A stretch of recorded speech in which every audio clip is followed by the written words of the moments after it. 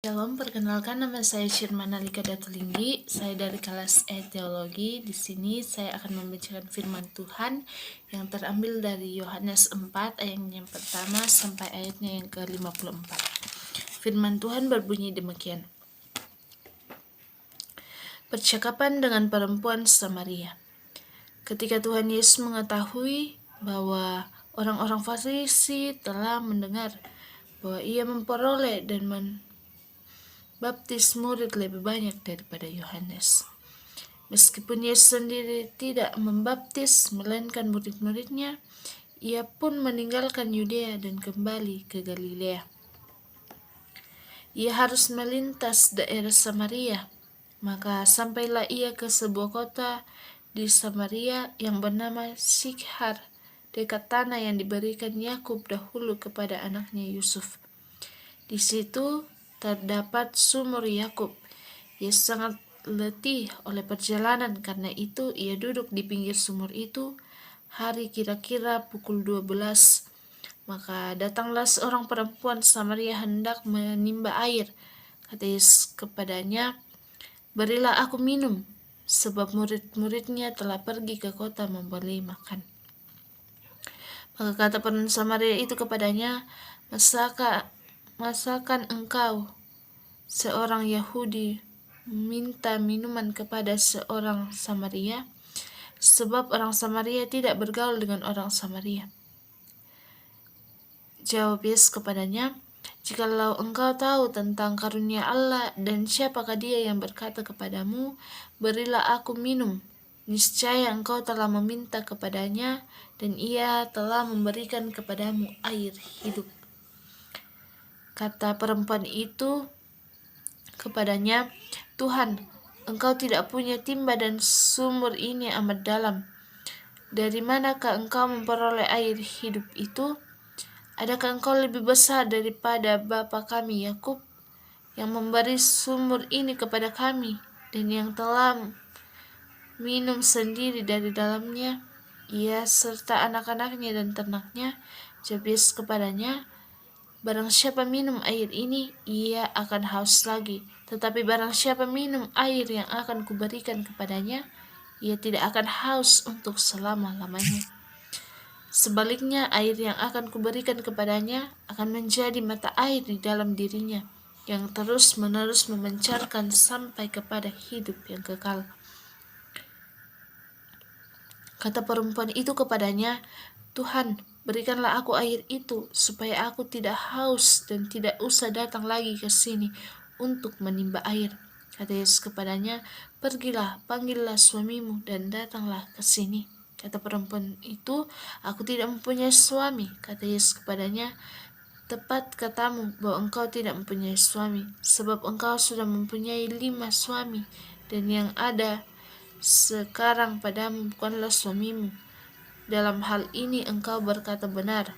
Kata perempuan itu kepadanya, "Tuhan, nyatakanlah sekarang padaku bahwa engkau seorang nabi. Nenek moyang kami menyembah di atas gunung ini, tetapi kamu katakan bahwa Yerusalem tempat orang menyembah." Kata Yesus kepadanya, "Percayalah kepadaku, hai perempuan, saatnya akan tiba bahwa kamu akan menyembah Bapa bukan di gunung ini dan bukan juga di Yerusalem. Kamu menyembah apa yang tidak kamu kenal, kami menyembah apa yang kami kenal, sebab keselamatan datang dari bangsa Yahudi. Tetapi saatnya akan datang, dan sudah tiba sekarang, bahwa penyembahan-penyembahan benar menyembuhkan Bapa dalam roh dan kebenaran, sebab Bapa menghendaki penyembahan-penyembahan demikian. Allah itu roh, dan barang siapa menyembah Dia harus menyembahnya dalam roh dan kebenaran." Jawab perempuan itu kepadanya, "Aku tahu bahwa Mesias akan datang, yang disebut juga Kristus. Apabila ia datang, ia akan memberikan segala sesuatu kepada kami." Kata Yesus kepadanya, "Akulah dia yang sedang berkata-kata dengan engkau." Pada waktu itu, datanglah murid-muridnya, dan mereka heran bahwa ia sedang bercakap-cakap dengan seorang perempuan. Tetapi tidak seorang pun yang berkata, "Apakah yang kamu kehendaki?" atau "Apakah yang engkau percakapkan dengan dia?" Maka perempuan itu meninggalkan tempatnya di situ, lalu pergi ke kota dan berkata kepada orang-orang yang di situ, "Mari lihat, di sana ada seorang mengatakan kepadaku segala sesuatu yang telah aku perbuat. Mungkinkah dia Kristus itu?" Maka mereka pun pergi keluar kota lalu datang kepada Yesus. Sementara itu, murid-muridnya mengajak dia, katanya, "Rabi, makanlah." Akan tetapi ia berkata kepada mereka, "Padaku ada makanan yang tidak kamu kenal." Maka murid-murid itu berkata kepada orang yang lain, "Adakah orang yang telah membawa sesuatu kepadanya untuk dimakan?"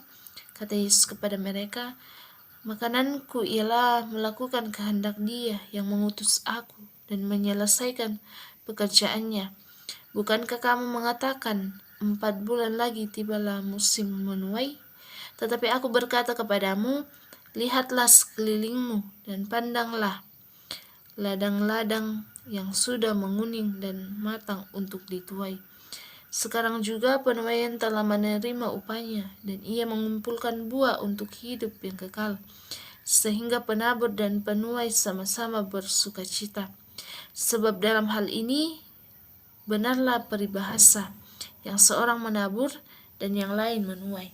Aku mengutus kamu untuk menuai apa yang tidak kamu usahakan.